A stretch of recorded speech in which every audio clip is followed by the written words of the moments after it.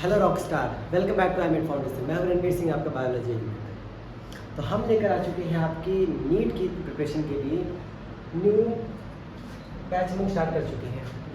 तो इसमें हम लोग करने वाले क्या है कि हम लोग एक सेशन लेंगे जिसमें आपका हम लोग एक चैप्टर का पूरा समरी कराने वाले हैं।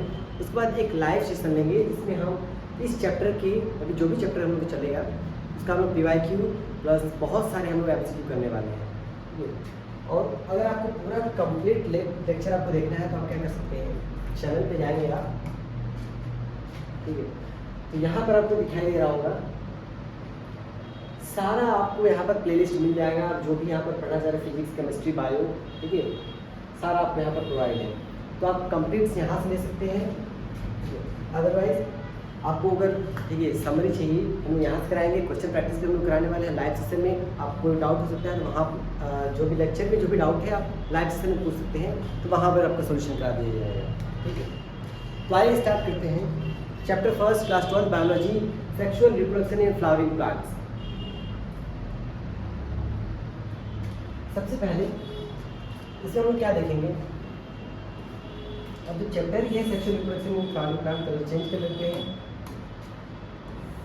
Reproduction in flowering plants, why sexual reproduction, क्यों सेक्सुअल रिप्रोडक्शन जरूरी है या फिर क्यों सेक्सुअल रिप्रोडक्शन होता है। तो हम लोग सबसे पहले देखेंगे unlike asexual cloning pathway, sexual dynamics constantly filter, ठीक है, फिल्टर आउट अनफेवरेबल म्यूटेशंस। और क्या कर सकते, promoting long term speciation and, मतलब एक तरह से अगर हम असेक्सुअल रिप्रोडक्शन करेंगे तो वो जेनेटिकली सेम होगा, ठीक है, जेनेटिकली सेम होगा तो बार बार, ठीक है, जो ब्रीड होती है, कोई भी वैरायटी होती है वो धीरे धीरे उसकी क्वालिटी लो होती चली जाती है, उसमें स्पेसिएशन नहीं होता है, ठीक है, ताकि नए स्पीसीज तो वो नहीं बन पाते हैं। अगर हम सेक्सुअल रिप्रोडक्शन करेंगे तो अलग अलग स्पीसीज, अलग अलग जो भी पेरेंट होंगे उनका जो जीन अलग अलग मिक्स होगा, यानी कि वो जेनेटिकली डिफरेंट होंगे। और जेनेटिकली डिफरेंट होंगे तो आगे जाकर क्या हो सकता है, उसमें म्यूटेशन हो सकता है, या फिर वो प्रमोट करेंगे इसको स्पेशिएशन, न्यू स्पीसीज के फॉर्मेशन को। तो इसलिए सेक्सुअल रिप्रोडक्शन जरूरी है।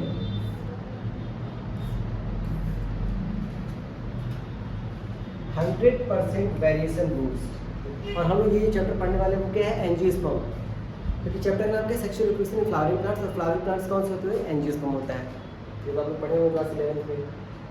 तो आइए थोड़ा स्टार्ट करते हैं, थोड़ा फास्ट रहेगा, लेकिन उसके बाद भी अगर आपको कोई डाउट होता है तो आप पूछ सकते हैं। पहला, सबसे पहले हम जो फ्लावर होता है, फ्लावर के वर्ण के बारे में बात करें कि मेन फ्लावर में कौन कौन से वर्ण होते हैं। तो मेन 4 वर्ण होते हैं, एंड्रोशियम, गायनोशियम, कैलिक्स, कोरोला, ठीक है। हम नीचे से बाहर से आउटर से इनर जाए तो कैलिक्स, कोरोला, एंड्रोशियम, गायनोशियम। जिसमें से एंड्रोशियम क्या होता है, मेल रिप्रोडक्टिव पार्ट होता है, ठीक है। इसकी यूनिट को हम लोग स्टेमन बोलते हैं। अगर इसलिए है, अगर एक सिंगल पूरे को हम बोले, इस पूरे को, ये क्या है, ये पूरा स्टेमन है, ठीक है।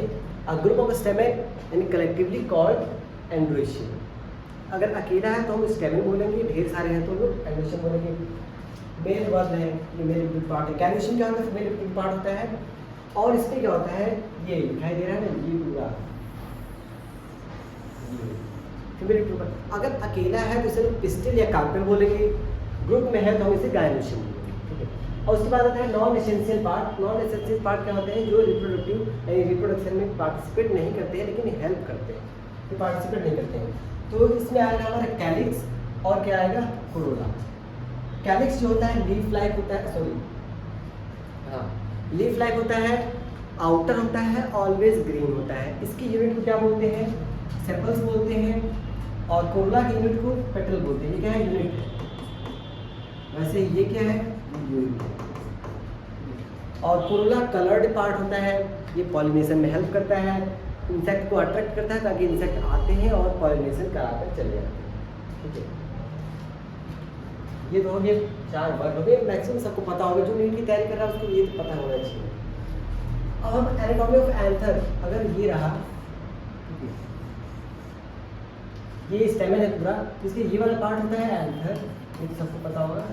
और ये वाला पार्ट होता है फिलामेंट, एंथर और फिलामेंट होता है। तो हम लोग एंथर का यहाँ पर क्या कर दिए हैं, एनाटॉमी देखने वाले हैं, कट करके तो ये होता कैसा है, टेट्रागोनल होता है, आपको दिखाई दे रहा होगा ये ऐसा कुछ दिखाई देता है। Typical angiosperm anther features distinctively bilobed होता है, डिस्टिंक्टिव बाइलूट होता है, मतलब इसे दो लोब पाए जाते हैं। जैसे कि आपको दिखाई दे रहा है कि एक लोब है, ये दूसरा लोब है, ठीक है, और एक लोब में 2 थीका, तो दो लोब में 4 थीका, इसे हम क्या बोलते हैं, या हम इसे कहते हैं, अच्छा ये जो एक लोब ये पूरा दिखाई दे रहा है, इसको बोलते हैं स्पोरेंजियम। इसके अंदर जो ये वाला पार्ट है इसको बोलते हैं स्पोरेंजियम, ठीक है, अकेला तो स्पोरेंजियम, ढेर सारे तो स्पोरेंजिया बोलते हैं। तो इस 4 स्पोरेंजिया टोटल है, तो हम क्या बोलते हैं, टेट्रा स्पोरेंजिएट, बाइलोब, डाइथिकस, मतलब 2 थीका एक लोब में, क्या है, डाइथिकस है, बाइलोब है, और टेट्रा स्पोरेंजिएट नहीं दिखा है वो हम लिख देते हैं, टेट्रा स्पोरेंजिएट, टेट्रा स्पोरेंजिएट होता है। इसमें 4 लेयर होते हैं। सबसे बाहर होता है एपिडर्मिस, ठीक है, एंडोथीसियम, मिडल लेयर टैपिटम, सबसे अंदर टैपिटम होता है। टैपिटम मल्टीन्यूक्लिएटेड होता है, ये प्रोवाइड करता है nutrition to developing pollen grain and gametophyte, ठीक है। तो 4 होते हैं। सबसे पहला 4 कॉर्नर से तुम बताएंगे। मल्टी लेयर वॉल होती है। सबसे पहले क्या होता है, एपिडर्मिस, एंडोथीसियम, मिडल लेयर, उसके बाद लास्ट में आता है टैपिटम। टैपिटम मल्टीन्यूक्लिएटेड होता है, इसका कई बार एमसीक्यू पूछता है निकले, और ठीक है, न्यूक्लियोटिड टैपिटम क्या करता है, इनरमोस्ट वॉल लेयर है, मल्टीपल होता है, क्योंकि मल्टीन्यूक्लिएटेड होता है। साइटोप्लाज्म, क्योंकि इसमें डेंस साइटोप्लाज्म होता है, जो साइटोप्लाज्म होता है काफ़ी डेंस होता है, ठीक। और ये क्या करता है, प्रोवाइड नरिशमेंट टू माइक्रोस्पोर, और माइक्रोस्पोर ही आगे जाकर क्या बनेगा, पॉलन ग्रेन। तो ये तो नॉर्मल आते हैं। अब पाथवे ऑफ माइक्रोस्पोरोजेनेसिस, पहले हमको ये पता होना चाहिए माइक्रोस्पोरोजेनेसिस क्या होता है, उसके बाद तो पाथवे जानेंगे। माइक्रोस्पोरोजेनेसिस, माइक्रोस्पोरोजेनेसिस, ठीक है। तो अगर हम बात करें तो नाम में ही ये इसके आंसर छुपा हुआ, माइक्रोस्पोर मतलब इसको धातु हो रहा है, जेनेसिस का मतलब होता है formation. The process of formation of microspore from microspore mother cell. Microspore mother cell कहाँ था, लेकिन तो जो माइक्रोस्पोर मदर सेल है वो इधर है, अरे क्या है, वो इधर है। ये जो साइड में दिखाई दे रहा है ये होता है स्पोरोजेनस टिश्यू। स्पोरोजेनस टिश्यू से बनता है स्पोर मदर सेल, ठीक है। ये जो अंदर है yellow colour, spore mother cell, या इसी को पॉलन मदर सेल भी बोलते हैं। प्लॉइडी कितनी होती है, 2n, एंड डिप्लॉइड होता है। तो स्पोर मदर सेल से माइक्रोस्पोर का फॉर्मेशन होना, इस प्रोसेस को बोलते हैं माइक्रोस्पोरोजेनेसिस। यहाँ पर कौन सा डिवीजन होता है, यहाँ पर माइटोसिस होता है, मियोसिस होता है। जब भी ऐसा डिवीजन हो डिप्लॉइड से हैप्लॉइड बने तो मियोसिस होता है। ये रहा माइक्रोस्पोर मदर सेल, अरे या स्पोर मदर सेल,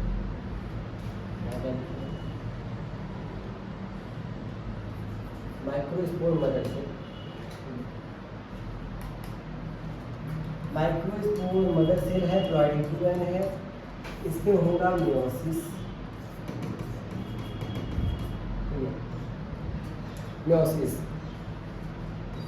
तो बनते हैं क्या, 4। अभी ये क्या है, माइक्रोस्पोर टेट्राड है, माइक्रोस्पोर टेट्राड है। इसमें होता है कि एंजाइम जो होता है कैलेज एंजाइम।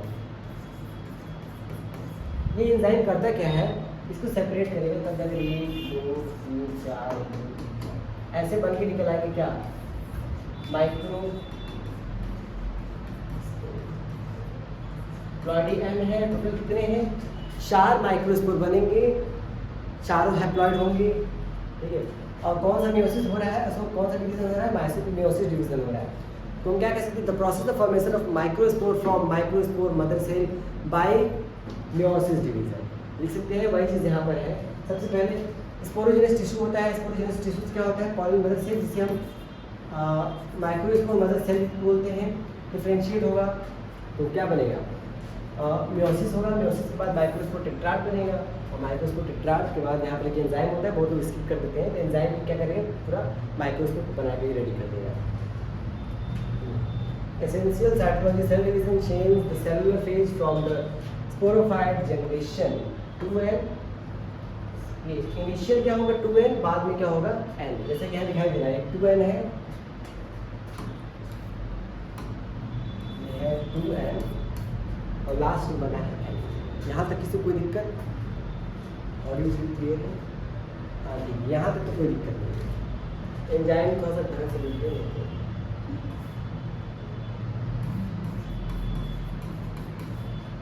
नेक्स्ट अब आते हैं पॉलन ग्रेन। ठीक है, आर्किटेक्चर देखते हैं इसका कैसा होता है पॉलन ग्रेन का। तो पॉलन ग्रेन का देखते हैं कैसे होता है। पॉलन ग्रेन को बोलते क्या है, मेल गैमेटोफाइट।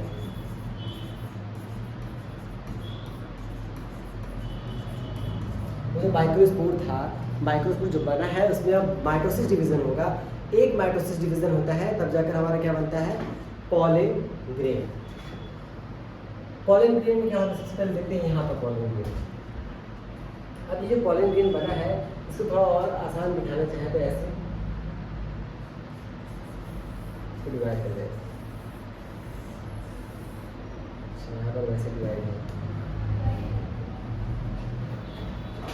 ठीक है, यहाँ पर आपको जो पॉलन ग्रेन है ओवरऑल पॉलन ग्रेन का डायग्राम है। पॉलन ग्रेन में दो टाइप की सेल्स होती हैं। ठीक है,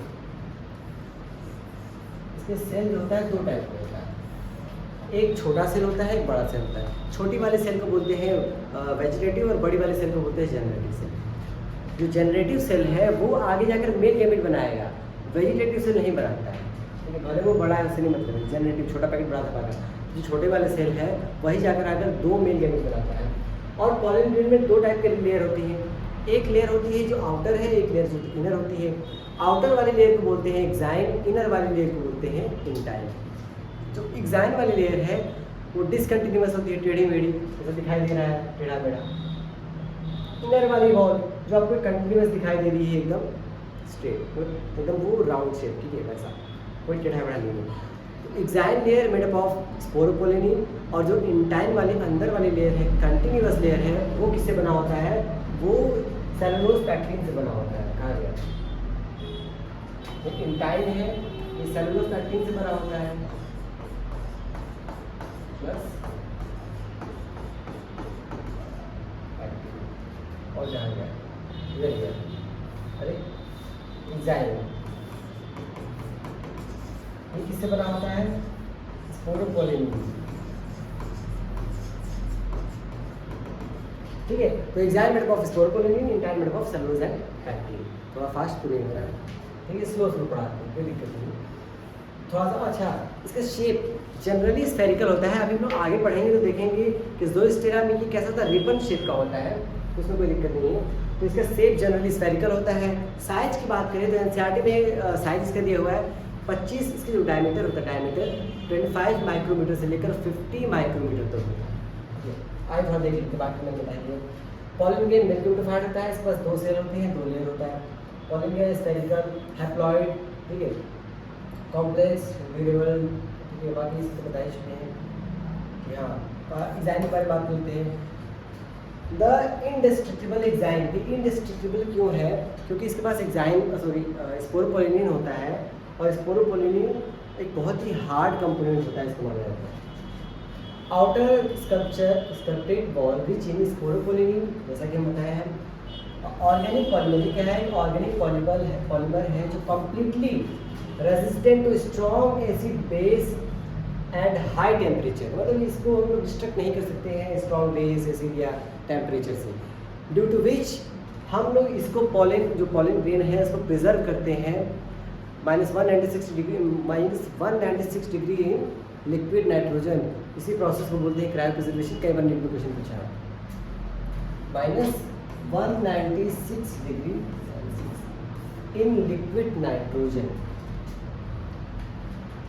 ठीक है, डेलिकेट इंटाइन जो होता है इनर मोस्ट सेल वॉल होता है। ठीक है, ये हाईली फ्लेक्सिबल होता है। ठीक है, और made of cellulose and pectin, जैसा कि हम बता चुके हैं यहाँ पर सेलुलोज पैक्टिन। अब इसमें हाँ एक चीज़ और कहाँ गया इसका जर्म, ये रहा, ये जर्म पोर होता है। जर्म पोर इसलिए होता है कि जैसे कि मैंने बताया कि एग्जाइम के लेयर को डिस्टर्ब नहीं किया जा सकता, तोड़ा नहीं जा सकता है। तो जो हमारा पॉलन ट्यूब बनेगा वो कहाँ से बनेगा, उसके लिए कोई जगह होना चाहिए ना, क्योंकि उसकी इतनी हैसियत, इतनी कैपेसिटी नहीं होती है कि वो एग्जाइम को रप्चर या उसको पेनिट्रेट करके आगे बढ़ सके। यहाँ पर एक जर्म पोर होता है जहाँ पर एग्जाइम वाली लेयर एब्सेंट होती है, एग्जाइम एब्सेंट, जिधर एग्जाइम एब्सेंट होता है जर्म पोर होता है। एक बात और बता दें कि जो डाइकॉट है, डाइकॉट में ये डाइकॉट का अगर पॉलन ग्रेन है तो उसमें 3 जर्म पोर होते हैं, मोनोकॉट का है तो उसमें 1 जर्म पोर होता है। स्पेसिफिक गैप और thin aperture across the exine, क्योंकि exine lacking is sporopollenin, lacking बोला है मतलब वहाँ पर एब्सेंट जमा नहीं है exine, which serve as exit from growing pollen tube. ये एक एग्जिट, एक रास्ता देता है इसके लिए ताकि वो पॉलन जो ट्यूब है वो वहाँ से ग्रो कर सके। यहाँ तक तो कोई दिक्कत नहीं है। अब आते हैं मेल लिमिटिफाइड डेवलपमेंट, हो चुका है ठीक है। लेकिन मेल लिमिटिफाइड यानी कि जो पॉलन ग्रेन की बात कर रहे हैं, जैसे कि मैंने बताया वेजिटेटिव सेल है, जनरेटिव सेल है, ठीक है। कुछ होते हैं पॉलन ग्रेन जिसमें 2 सेल होते हैं, और जैसे मैंने बताया वेजिटेटिव जनरेटिव 2 सेल होते हैं जनरली, और 40% 60% ऐसे होते हैं जिसमें 2 सेल स्टेज होता है, 40% ऐसे होते हैं जिसमें 3 सेल स्टेज। और 3 सेल स्टेज में भी कौन से होते हैं, जैसे 2 वेजिटेटिव 1 जनरेटिव, ठीक है, 2 वेजिटेटिव हो जाएगा 1 जनरेटिव हो जाएगा ऐसा।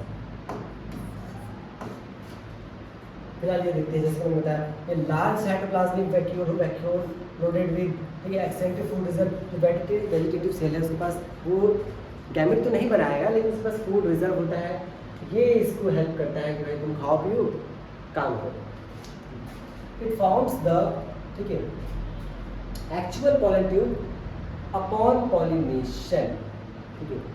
पॉलन ट्यूब कहाँ की हम कह सकते हैं, यही क्या एक मेन काम करता है जिससे पॉलन ट्यूब का फॉर्मेशन होता है। तो उसके लिए जो क्रेडिट जाता है वो वेजिटेटिव सेल को जाता है। जेनेटिव सेल क्या होता है कि गैमेट बनाने के लिए रिस्पॉन्सिबल है। Small spindle cell floating inside the cytoplasm of vegetative cell, vegetative cell के जो साइटोप्लाज्म है वो फ्लोट करता रहता है, ठीक है। माइटोकॉन्ड्रिया डिवाइड करेगा आगे और 2 मेल गैमेट बनाएगा, ये 2 मेल गैमेट बनाएगा, और इसी 2 मेल गैमेट की वजह से आगे जाकर डबल फर्टिलाइजेशन होता है, ठीक है। Pollen is released in dual stage, और यहाँ पर क्या होगा, mature gamete fertilization, 3 cell stage और 2 सेल्स। ज़्यादातर जो सेल पॉलन ग्रेन होते हैं वो 2 सेल स्टेज वाले होते हैं, यानी कि एक वेजिटेटिव और एक जनरेटिव होता है, ठीक है। ऐसा आते हैं पॉलिनेशन इकोलॉजी। पॉलिनेशन क्या होता है ये तो मैक्सिमम लोग जानते हैं, पॉलिनेशन क्या होता है यहाँ बता सकते हैं। ये रहा,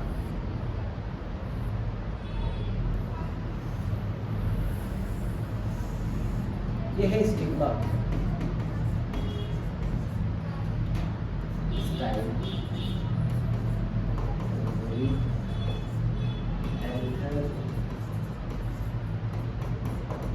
ठीक है। जो भी यहाँ से पॉलन ग्रेन निकलेगा और पॉलन ग्रेन को ट्रांसफर, पॉलन ग्रेन कहाँ पर जाता है, स्टिग्मा पर, इसीलिए स्टिग्मा को बोलते हैं landing platform of pollen grain, क्योंकि पॉलन ग्रेन आकर यहीं पर लैंड करता है।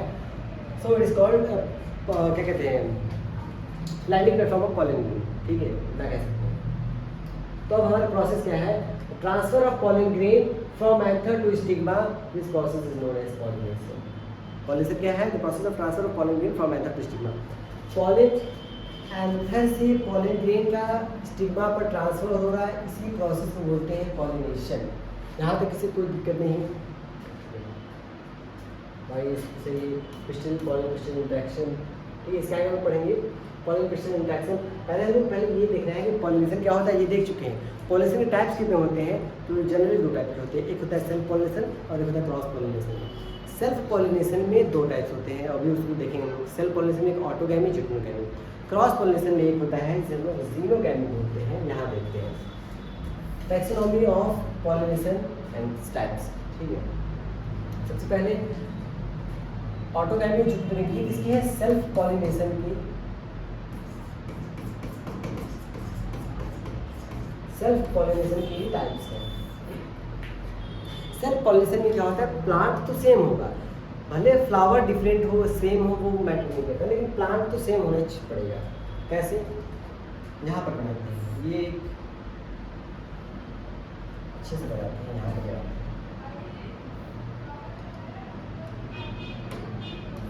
ये एक प्लांट है।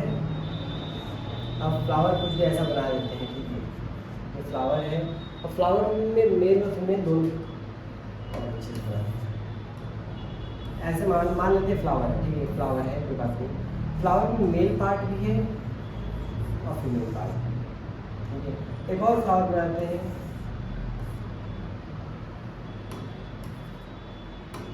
इसमें भी मेल पार्ट भी है और फीमेल पार्ट भी। तो अगर कलर चेंज कर लेते हैं, अगर इसका पॉलन ग्रेन इसी फ्लावर के स्टिग्मा पर आ गया तो उसे लोग बोलते हैं ऑटोगैमी। ठीक है, लेकिन अगर इसका पॉलन ग्रेन दूसरे इसके स्टिग्मा पर आ जाए इसे बोलते हैं जीनोगैमी। मतलब ऑटोगैमी में क्या होता है, transfer of pollen grain from anther to stigma of same flower of same plant. Same flower of same plant, same flower of same plant. Xenogamy में क्या होता है, transfer of pollen grain from anther to stigma of different flower of same plant.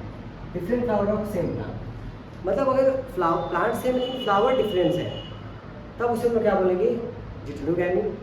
अगर flower भी same है plant भी same है तो इसे हम बोलते हैं ऑटोगैमी। यहाँ तक मुझे नहीं किसी को दिक्कत होना चाहिए। और उसके बाद इधर आते हैं तो जीनोगैमी क्लियर हो गया, ऑटोगैमी क्लियर हो गया। जीनोगैमी ये क्रॉस पॉलिनेशन क्या है, क्रॉस पॉलिनेशन। ठीक है, ये आता है क्रॉस पॉलिनेशन में।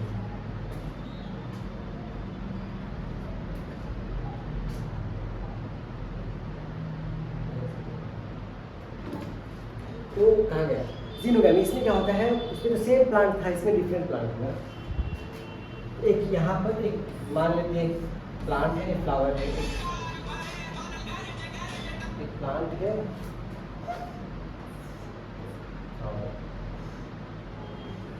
ये एंथर है और इसे स्टिग्मा बनाया है। तो अगर इसका इसमें आ गया पॉलन ग्रेन तो इसे लोग क्या बोलते हैं, इसको बोलते हैं मतलब it is types of pollination बहुत सारे जीनोगैमी। तो मतलब transfer of pollen grain from anther to stigma of different flower of different plant but same species. ऐसा नहीं कि एक आम का प्लांट है एक अमरूद का प्लांट है तो वैसा कुछ होगा, ऐसा नहीं होने वाला है।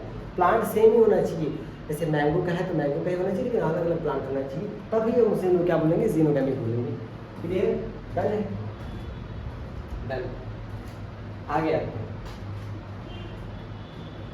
ठीक है, अब हम देखेंगे agent of pollination, biotic and abiotic. अब जो पॉलिनेशन के एजेंट कौन से होते हैं, वो एजेंट जो पॉलिनेशन कराते हैं या पॉलिनेशन कराने में हेल्प करते हैं उनको हम लोग बोलते हैं पॉलिनेटिंग एजेंट। ये दो टाइप के होते हैं, एक बायोटिक एजेंट, एक एबायोटिक एजेंट है। अबायोटिक एजेंट, बायोटिक का मतलब होता है लिविंग, तो वो जो लिविंग जो एजेंट होंगे वो लिविंग होंगे। एबायोटिक वो नॉन लिविंग, जैसे कि वाटर, विंड, टेम्परेचर। टेम्परेचर क्या है, वाटर और विंड, ये क्या हो गया, इन अबायोटिक में आएगा। और बायोटिक में क्या आएगा, बर्ड, इंसेक्ट, ठीक है, कुछ भी ये सब आ जाएगा, बर्ड, इंसेक्ट, स्नेक, सांप, ठीक है, तो उनको लोग बोलते हैं pollinating agent. Biotic, abiotic. Biotic में बैट, बर्ड, इंसेक्ट या कोई एनिमल, ठीक है, इसमें विंड या water. Pollen is light weight. अगर एबायोटिक है तो जाहिर सी बात है उसको हवा से उड़ के जाना है तो उसमें क्या पॉलन को हल्का होना पड़ेगा तभी तो उड़ेगा। नॉन स्टिकी होना चाहिए, ऐसा नहीं कि उड़ रहा है हमको जाना है इधर हम चूहे चिपक गए, तो नॉन स्टिकी होना चाहिए। ठीक है, नॉन स्टिकी, ठीक है। और ये कॉमन किसमें दिखा गया, विंड पॉलिनेशन कॉमन ग्रासेस में होता है। वाटर पॉलिनेशन ये कहाँ पर होता है, फॉल इन वैलेस्नेरिया, ज़ूस्टेरा, ठीक है, वैलेस्नेरिया, ज़ूस्टेरा, ये सब बायोटिक एजेंट जैसे कि मैंने बताया कि लिविंग होंगे और ये सब होंगे। डोमिनेट एंजियोस्पर्म स्पीसीज में ये ज़्यादा दिखाता है। इंसेक्ट में भी जनरली कौन से बीज हो गए, ये बर्ड हो गया, बैट हो गया, और जैसे कि सब मैंने बताया ही दिया। और बायोटिक के लिए क्या होना चाहिए, हमारे फ्लावर कलर होना चाहिए, फ्रेग्रेंस होना चाहिए ताकि इंसेक्ट अट्रैक्ट हो, ये सब चीज़ें होनी चाहिए, ठीक है। ये हो गया पॉलिनेटिंग एजेंट्स। तो ये पहला क्लास था, तो थोड़ा सा ठीक है टाइम कम था, और तो मैंने आपको आज इस चैप्टर में, इस क्लास में ये बता दिया है कि हम लोग कैसे तैयारी करने वाले हैं, कैसे कैसे हमारा लेक्चर होगा। और आपको अगर ये PDF आपको चाहिए तो आपको टेलीग्राम के चैनल IMET फाउंडेशन नाम से मिल जाएगा, वहाँ पर PDF प्रोवाइड हो जाएगा। तो अगर आपको पूरा कंप्लीट चैप्टर देखना है तो आप प्लेलिस्ट में जाकर वीडियो देख सकते हैं, और अगर आपको तैयारी करनी है साथ साथ तो आप क्या कर सकते हैं, जहाँ हम लोग करा रहे हैं आप पूरे चैप्टर का आपको समरी करा दिएगा, फास्ट रिवीजन होगा, और जो लाइव सेशन होगा उसमें आपको PYQ और MCQ ढेर सारे कराएंगे। मिलते हैं अगले वीडियो में, तब तक बाय बाय।